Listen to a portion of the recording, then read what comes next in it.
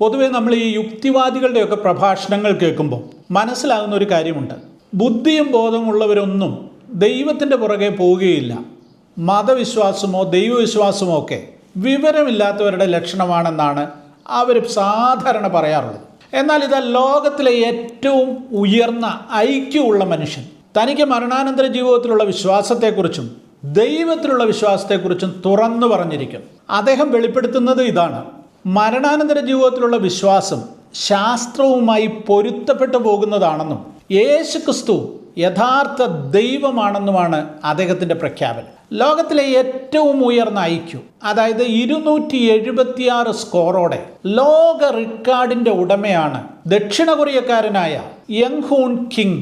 World memory championship, world memory sports council, giga society, mega society, Mensa തുടങ്ങിയ സംഘടനകളെല്ലാം ഇദ്ദേഹത്തെ ലോകത്തിൽ ഏറ്റവും കൂടുതൽ ഐക്യു ഉള്ള വ്യക്തിയായി അംഗീകരിച്ചിട്ടുണ്ട്. കിമ്മിനെ കുറിച്ച് വിശദമായി പറയുന്നതിന് മുൻപ് എന്താണ് ഐക്യു, എങ്ങനെയാണ് ഒരാളുടെ ഐക്യു കണക്കാക്കുന്നത് എന്നൊന്ന് നോക്കാം. ഐക്യു എന്നതിൻ്റെ പൂർണ്ണ രൂപം ഇന്റലിജൻസ് കോഷ്യന്റ് എന്നാണ്.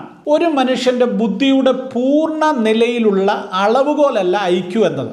ഇതൊരു വ്യക്തിയുടെ മാനസിക കഴിവുകളും ബുദ്ധിശക്തിയും പ്രശ്നപരിഹാര മികവും അളക്കുന്നതിനുള്ള ഒരു ഏകദേശ കണക്കാണ്. പൊതുവായി ഒരാളുടെ ഐക്യു കണക്കാക്കുന്നത് എങ്ങനെയാണ്? ഒരു വ്യക്തിയുടെ മെൻ്റൽ ഏജിനെ അവൻ്റെ യഥാർത്ഥ വയസ്സുകൊണ്ട്, അതായത് ക്രോണോളജിക്കൽ ഏജ് കൊണ്ട് ഹരിച്ച് 100 കൊണ്ട് ഗുണിക്കുന്നതിലൂടെയാണ് ആ വ്യക്തിയുടെ ഐക്യു കണ്ടെത്തുന്നത്. ഇനി എന്താണ് ഈ മെൻ്റൽ ഏജ്? ഒരു വ്യക്തിയുടെ ബുദ്ധിപരമായ കഴിവുകൾ ഒരു സാധാരണ കുട്ടിയുടെ ഏത് പ്രായത്തിലുള്ള കഴിവിന് തുല്യമാണെന്ന് കണ്ടെത്തുന്നു. ഉദാഹരണത്തിന് 8 വയസ്സുള്ള ഒരു കുട്ടിക്ക് ഒരു 10 വയസ്സുകാരൻ്റെ ബുദ്ധിപരമായ പ്രശ്നങ്ങൾ പരിഹരിക്കാൻ കഴിയുന്നുണ്ടെങ്കിൽ അവൻ്റെ മാനസിക വയസ്സ് അഥവാ മെൻ്റൽ ഏജ് 10 ആയിരിക്കും. ഒരു വ്യക്തിയുടെ ഐക്യു കണ്ടെത്തുന്നതിലൂടെ അവൻ്റെ പഠനശേഷി, പ്രശ്നപരിഹാര ശേഷി, യുക്തിസഹമായി ചിന്തിക്കുവാനുള്ള കഴിവ് തുടങ്ങിയ എല്ലാ കാര്യങ്ങളും മനസ്സിലാക്കുവാൻ സാധിക്കും. വിദൂരമായ അർത്ഥത്തിൽ ബുദ്ധിയുടെ ഒരു അളവുകോലെന്ന് തന്നെ നമുക്ക് വേണമെങ്കിൽ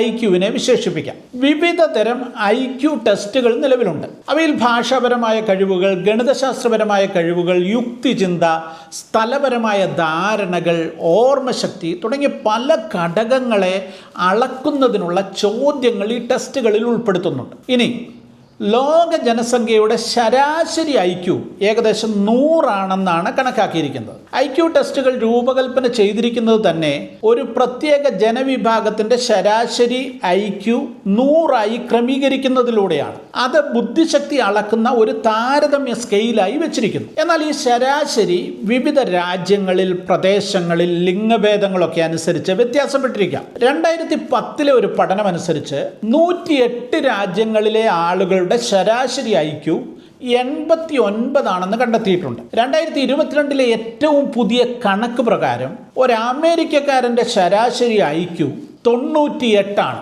ഇന്ത്യയുടേതറിയാൻ താല്പര്യമുണ്ടാകുമല്ലോ.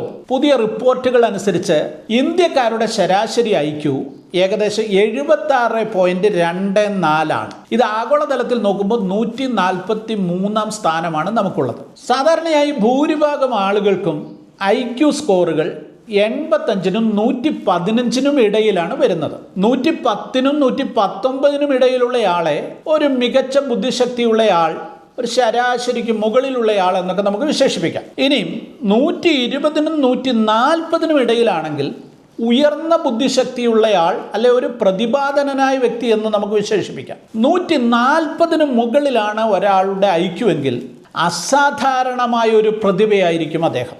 നമുക്ക് യങ് ഹൂൺ കിമ്മിലേക്ക് വരാം. ദക്ഷിണ കൊറിയക്കാരനായ കിം ലോകത്തിലെ ഏറ്റവും ഉയർന്ന ഐക്യു, അതായത് 276 സ്കോറോടെ ലോക റെക്കോർഡിന്റെ ഉടമയാണ്. മനസ്സിനെയും അതിന്റെ പ്രവർത്തനങ്ങളെയും കുറിച്ച് പഠിക്കുന്ന കൊഗ്നിറ്റീവ് സയൻസിലും മെന്റൽ സ്പോർട്സിലും യങ് ഹൂൺ കിം സജീവമാണ്. ടോണി ബുസാൻ അക്കാദമി ആൻഡ് യൂണിവേഴ്സിറ്റിയിലെ ക്രിയേറ്റീവ് തിങ്കിങ്ങിൽ ഓണററി പ്രൊഫസറും world mind sports council honorary council അംഗവുമാണ് അദ്ദേഹം. 2025, അതായത് ഈ വർഷം, വേൾഡ് മെമ്മറി ചാമ്പ്യൻഷിപ്പിൻ്റെയും വേൾഡ് മെമ്മറി സ്പോർട്സ് കൗൺസിലിൻ്റെയും വൈസ് പ്രസിഡന്റായി അദ്ദേഹം നിയമിതനായിട്ടുണ്ട്. മൈൻഡ് മാപ്സിൻ്റെ ഉപജ്ഞാതാവായ ടോണി ബുസാന്റെ ഭൗതിക പിൻഗാമിയായി അല്ലെങ്കിൽ രണ്ടാമത്തെ ടോണി ബുസാനായി ഈ കിമ്മിനെ വിശേഷിപ്പിക്കുന്നുമുണ്ട്. ഇന്റലിജൻസ് ഓർഗനൈസേഷനുകളുടെ സ്ഥാപകൻ, നൊബേൽ സമ്മാന ജേതാക്കൾ ഉൾപ്പെടെയുള്ള ഉയർന്ന ബുദ്ധിയുള്ള വ്യക്തികളെ ഒരുമിച്ച് കൊണ്ടുവരാൻ സമർപ്പിതമായ ഒരു NGO, United sigma intelligence association എന്നിവയുടെ സ്ഥാപകനും പ്രസിഡന്റും കൂടിയാണ് ഈ കിം. മസ്തിഷ്ക ആരോഗ്യ രംഗത്ത് ദക്ഷിണ കൊറിയൻ ഗവൺമെൻറ് അംഗീകരിച്ച ഒരു ബ്രെയിൻ ഡിജിറ്റൽ ഹെൽത്ത് കെയർ കമ്പനിയായ ന്യൂറോസ്റ്റോറിയുടെ സ്ഥാപകനും CEO-യുമാണ് അദ്ദേഹം. മസ്തിഷ്ക ആരോഗ്യം നിർണ്ണയിക്കുന്നതിനും കൈകാര്യം ചെയ്യുന്നതിനുമുള്ള AI പവേർഡ് സൊല്യൂഷനുകൾ വികസിപ്പിക്കുന്നതിൽ ന്യൂറോസ്റ്റോറി ശ്രദ്ധ കേന്ദ്രീകരിച്ചിരിക്കുന്നു. ഇനി ഇദ്ദേഹത്തിൻ്റെ അക്കാദമിക് പശ്ചാത്തലം നോക്കിയാൽ King's college London, university of London, Korea university, Yonsei university തുടങ്ങിയ സ്ഥാപനങ്ങളിൽ നിന്ന് മനഃശാസ്ത്രം, ന്യൂറോ സയൻസ്, കൗൺസിലിംഗ്, ഭാഷാശാസ്ത്രം, സോഷ്യോളജി, തത്വചിന്ത, ദൈവശാസ്ത്രം തുടങ്ങിയ വിവിധ വിഷയങ്ങളിൽ അദ്ദേഹം ബിരുദങ്ങൾ സമ്പാദിച്ചിട്ടുണ്ട്. ഇനി അദ്ദേഹത്തിൻ്റെ പൊതുജീവിതത്തെക്കുറിച്ച് പറഞ്ഞാൽ യങ് ഹൂൺ കിം തൻ്റെ ബുദ്ധിശക്തിയും സംഭാവനകളും കാരണം വിവിധ മാധ്യമങ്ങളിലൂടെ അന്താരാഷ്ട്ര ശ്രദ്ധ നേടിയ ഒരു അപൂർവ വ്യക്തിത്വമാണ്. തൻ്റെ പ്ലാറ്റ്ഫോം ഉപയോഗിച്ച് തൻ്റെ ക്രിസ്തീയ വിശ്വാസം ഈയിടെ അദ്ദേഹം പരസ്യമായി പ്രഖ്യാപിക്കുകയും ചെയ്തു. കഴിഞ്ഞ ചൊവ്വാഴ്ച എക്സിൽ പോസ്റ്റ് ചെയ്ത ഒരു പ്രസ്താവനയിൽ തൻ്റെ ക്രിസ്തീയ വിശ്വാസം അദ്ദേഹം പരസ്യമായി പ്രഖ്യാപിച്ചുകൊണ്ട് ഇങ്ങനെ പറഞ്ഞു: ലോകത്തിലെ ഏറ്റവും ഉയർന്ന IQ റെക്കോർഡിൻ്റെ ഉടമ എന്ന നിലയിൽ യേശുക്രിസ്തു ദൈവവും വഴിയും സത്യവും ജീവനുമാണെന്ന് ഞാൻ ഉറപ്പോടെ വിശ്വസിക്കുന്നു. തൻ്റെ ക്രിസ്തുമത വിശ്വാസം വെളിപ്പെടുത്തിയതിനെക്കുറിച്ച് അനുകൂലമായി പ്രതികരിച്ച ആളുകളോട് മറുപടിയായി അദ്ദേഹം പിന്നീട് ഇങ്ങനെ കുറിച്ചു: ഈ അവസരം ഉപയോഗിച്ച് നിരവധി ആത്മാക്കളെ ദൈവത്തിലേക്ക് നയിക്കുവാൻ ഞാൻ പ്രതിജ്ഞ എടുത്തിരിക്കുകയാണ്. Christianity is my logic. ക്രിസ്തു എൻ്റെ യുക്തിയാണ്.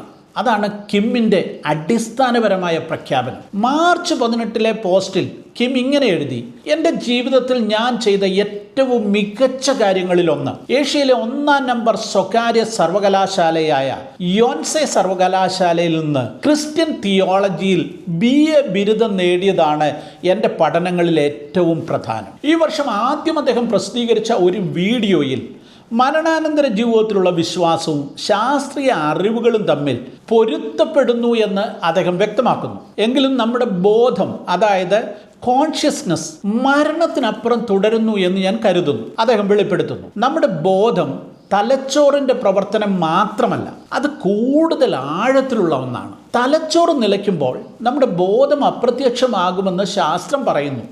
നിങ്ങൾ ഇപ്പോൾ അത് വിശ്വസിക്കുന്നു. പക്ഷേ ക്വാണ്ടം ഫിസിക്സ് പറയുന്നത് വിവരങ്ങളൊന്നും അപ്രത്യക്ഷമാകുന്നില്ല എന്നാണ്. അതിന് രൂപപരിണാമങ്ങൾ സംഭവിക്കുന്നേ ഉള്ളൂ. നമ്മുടെ ബോധം ക്വാണ്ടം വിവരമാണെങ്കിൽ ശരീരം ഇല്ലാതായതിനു ശേഷവും അത് തുടർന്നേക്കാം, അദ്ദേഹം കൂട്ടിച്ചേർക്കുന്നു. ഉദാഹരണമായി, കമ്പ്യൂട്ടർ ഡാറ്റ ക്ലൗഡിൽ സൂക്ഷിക്കുന്നത് പോലെ നമുക്കിതിനെ മനസ്സിലാക്കാം. നമ്മുടെ ബോധം വെറുതെ തലച്ചോറിൽ കുടുങ്ങിയിരിക്കുന്ന ഒന്നല്ല. ക്വാണ്ടം ഫിസിക്സ് സൂചിപ്പിക്കുന്നത് നമ്മുടെ ബോധം ഭൗതിക ലോകത്തിനപ്പുറമുള്ള ഒരു വലിയ സംവിധാനത്തിൻ്റെ ഭാഗമാണെന്നാണ്. ശാസ്ത്രം വളർന്നുകൊണ്ടേയിരിക്കുകയാണ്. ബോധത്തെയും യാഥാർത്ഥ്യത്തെയും കുറിച്ച് നമ്മൾ കൂടുതൽ പഠിക്കുകയാണ്. നമ്മുടെ മരണം നാശമല്ല, മറിച്ച് അതൊരു മാറ്റം മാത്രമാണ്. അതിനുശേഷം എന്തെന്ന് മനുഷ്യൻ തലമുറകളായി അന്വേഷിച്ചു കൊണ്ടേയിരിക്കുകയാണ്. ഞാൻ യേശുക്രിസ്തുവിൽ വിശ്വസിക്കുന്നു, മരണാനന്തര ജീവിതത്തിൽ വിശ്വസിക്കുന്നു, അദ്ദേഹം ഉറപ്പിച്ചു പറയുന്നു. ലോകത്തിലെ ഏറ്റവും ഉയർന്ന IQ ഉള്ള ഒരു മനുഷ്യൻ തൻ്റെ വിശ്വാസം തുറന്നു പറയുന്നതാണ് നമ്മൾ കേട്ടത്. നമുക്ക് എത്ര പേർക്ക് നമ്മുടെ വിശ്വാസം പരസ്യപ്പെടുത്തുവാൻ സാധിക്കും? നമുക്ക് മരണാനന്തര ജീവിതത്തിലുള്ള വിശ്വാസം എന്താണ്? യേശുക്രിസ്തു ദൈവമാണെന്ന് നിങ്ങൾ പൂർണ്ണമായും വിശ്വസിക്കുന്നുണ്ടോ? മരണാനന്തര ജീവിതത്തിൽ നിങ്ങൾക്ക് ഉറപ്പുണ്ടോ? അങ്ങനെയെങ്കിൽ നിങ്ങളുടെ മരണശേഷം നിങ്ങളുടെ ആത്മാവ് എവിടെയായിരിക്കുമെന്ന് നിങ്ങൾ ചിന്തിക്കാറുണ്ടോ? ഓർക്കുക, ക്രിസ്തു ദൈവമായി നിങ്ങൾ കണക്കാക്കുന്നെങ്കിൽ ആ ക്രിസ്തുവിനോടുകൂടെ നിങ്ങളുടെ മരണാനന്തര ജീവിതത്തിൽ വസിക്കുവാൻ സാധിക്കണം. അതിനുള്ള ഏക വഴി യേശുക്രിസ്തുവിൽ വിശ്വസിക്കുക എന്നുള്ളതാണ്. ഞാൻ നിങ്ങളെ അതിലേക്ക് ക്ഷണിക്കുന്നു. നിങ്ങളുടെ മക്കൾക്ക് വിവാഹപ്രായമായോ? അവർക്കൊരു ജീവിത പങ്കാളിയെ അന്വേഷിച്ചു തുടങ്ങിയോ? നിങ്ങളെ സഹായിക്കുവാൻ ഞങ്ങൾ തയ്യാറാണ്. ഹാലലുയ മാട്രിമോണിയൽ ഏറ്റവും വിശ്വസ്തമായും ഏറ്റവും പെട്ടെന്നും നിങ്ങളുടെ മക്കൾക്ക് അനുയോജ്യമായ ദൈവഹിതപ്രകാരമുള്ള ജീവിത പങ്കാളിയെ കണ്ടെത്തുവാനുള്ള ഏറ്റവും നല്ല മാർഗമാണ്. എന്താണ് ഹാലലിയ മാട്രിമോണിയലിൻ്റെ പ്രത്യേകത? ഹാലലിയായിക്ക് എല്ലാ ദിവസവും 10-15 വാർത്തകൾ വരെ പ്രസിദ്ധീകരിക്കുന്ന ഒരു ഓൺലൈൻ സംവിധാനമുണ്ട്. ആ വാർത്തകളോട് കൂടെ നിങ്ങളുടെ മക്കളുടെ വിവാഹ പരസ്യം കൂടെ ഉൾപ്പെടുത്തുവാൻ സാധിക്കും. അങ്ങനെ ഇത് ആയിരക്കണക്കിന് 10,000-കണക്കിന് ആളുകളിലേക്ക് വളരെ പെട്ടെന്ന് എത്തിച്ചേരുന്നു. നിങ്ങൾക്ക് ഏറ്റവും അനുയോജ്യമായ ആലോചനകൾ തിരഞ്ഞെടുക്കത്തക്ക നിലയിൽ ധാരാളം ഫോൺ കോളുകൾ നിങ്ങൾക്ക് ലഭിക്കും.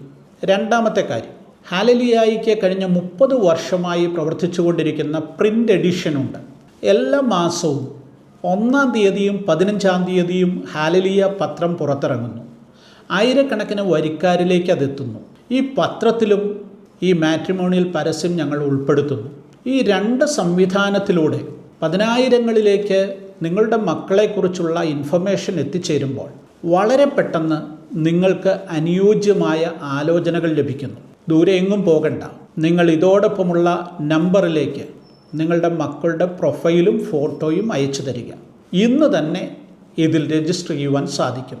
വളരെ കുറഞ്ഞ ചെലവിൽ നിങ്ങളുടെ മക്കൾക്ക് അനുയോജ്യമായ വിവാഹാലോചന കണ്ടെത്തുവാൻ സാധിക്കും. അത് കേരളത്തിൽ മാത്രമല്ല, ലോകമെങ്ങുമുള്ളവർക്ക് ഈ സംവിധാനം ഉപയോഗിക്കാവുന്നതാണ്.